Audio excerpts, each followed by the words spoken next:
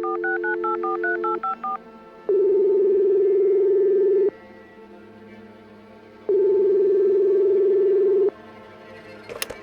was driving across the country when I was met with the thick of it. Why didn't I take the route through Reno? Attempting to cut my time, I made the disastrous choice of trying to push through to LA in one go from Denver.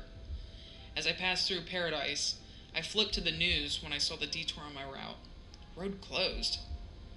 Apparently the fire line had split, passing through the Mojave Desert, and was spreading northeast and south, forcing the closure of the main highways crossing over the Nevada border. My GPS looped me north, redirecting me past Pahrump and turning at the small town of Tonopah, where I could safely pass the other line fire growing in Death Valley. I regretted not stopping in Vegas. Going on my 12th hour, I struggled to focus. With the growing tunnel vision and looming threat of losing my job, let alone the danger of the fire, my fear peaked when my phone service blipped out. Was I supposed to turn there? I questioned myself here and there, squinting at the turns. I don't know how far I drove, but I was speeding, hoping to cross the Sierras before I ran out of gas. I was surrounded by endless mountains and a growing expanse. I estimated 5 more hours, and I'd be in the clear. The sky started turning a glowing gray. The sun suddenly stifled in a hazy curtain. I watched the temperature gauge steadily tick up the further I went. Should I keep going? I questioned, rolling down the window. The heat wasn't bearable.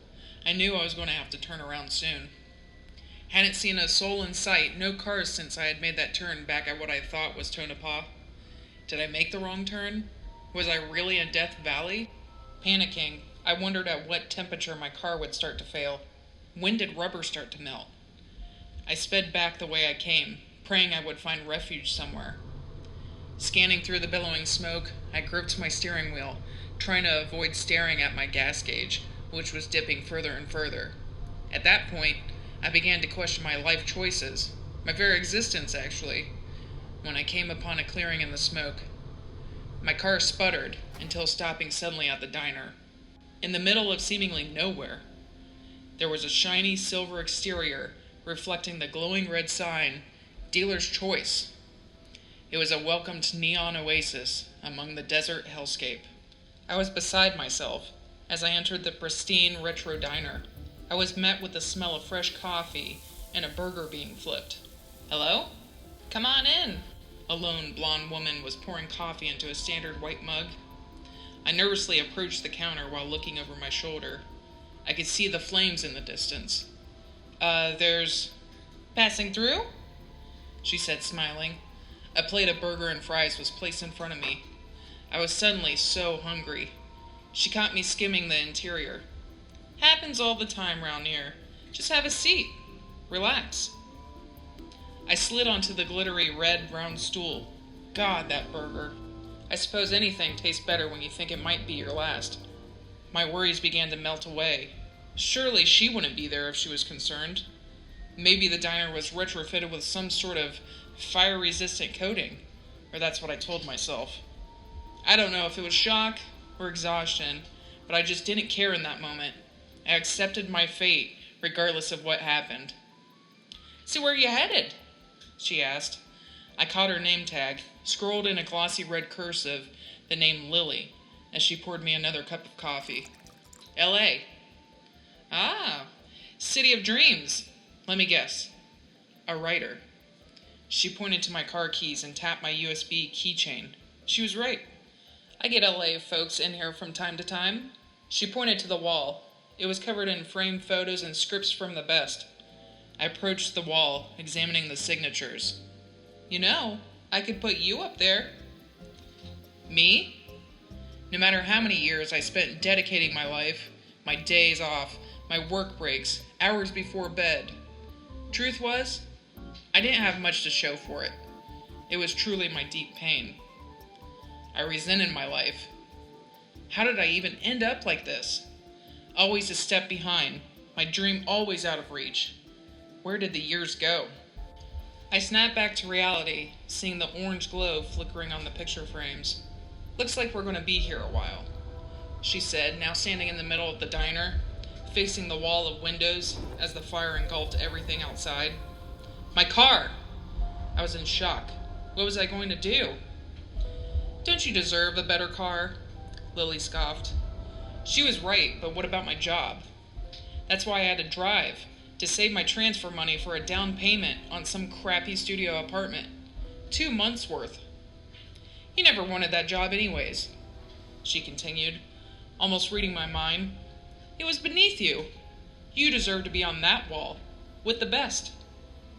At that moment, I had concluded that this woman was nuts. I began to back into a nearby corner. The heat. I felt like I was going to be baked alive. Lily walked around to behind the counter, while also maintaining eye contact. How much was it for that place on Bellagio?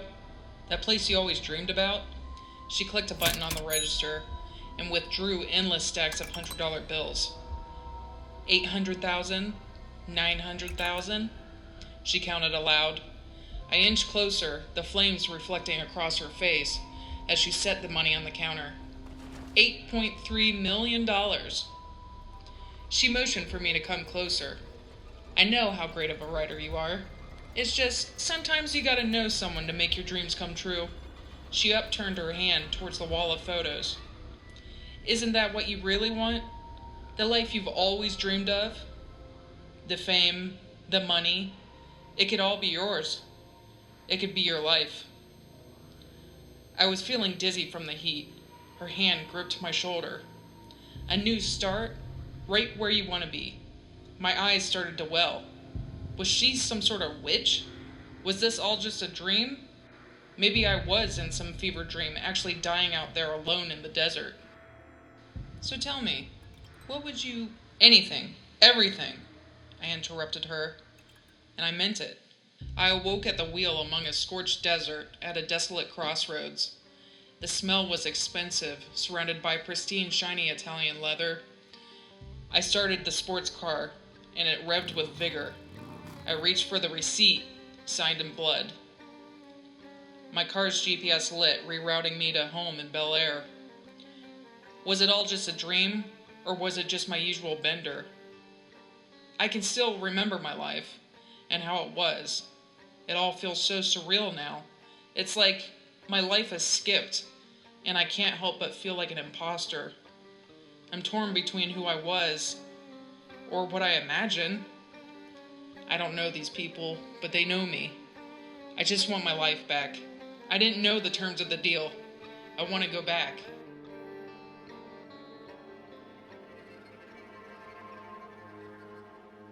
This is a true story, and occasionally I think about it, especially when things get tough, wondering if my guardian angel is out there, listening.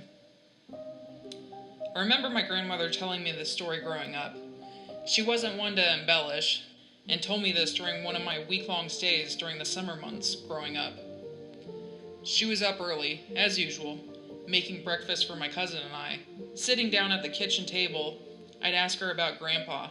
She told me about how he fought in the war, and his fascination for trains, and how he was a hard worker. She also told me that things weren't easy, especially after they closed down the mines. He had to work multiple jobs to feed their large family. Can you imagine 11 kids? She had said on this one afternoon, she was upset while my grandpa was at work, crying, worried about how much food they had left. She knew he worked so hard, he gave everything to them, when a man showed up at the door. Mind you, they lived miles from the nearest small town, on a winding gravel road. She referred to him as the Shivering Man, and he had asked for some food. She quickly ushered him in. She said, reflecting back, she shouldn't have without Grandpa being home. But this man was clearly cold. She sat him at the kitchen table, serving him some stew that had been cooking on the stove, along with some bread.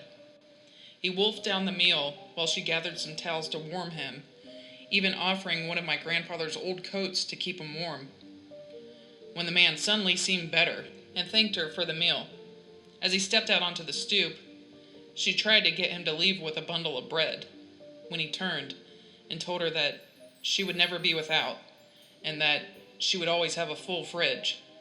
The man left, and she swore she never had to worry again. She was convinced that this man had been an angel, and that God had tested her, rewarding her because of her genuine generosity. She never talked about it again, but I heard a couple of my older aunts mention one time, "I remember the shivering man." I believe her, and I believe them. Was it an angel? I don't know, but I like to believe. Believe in something that when needed, something intervenes.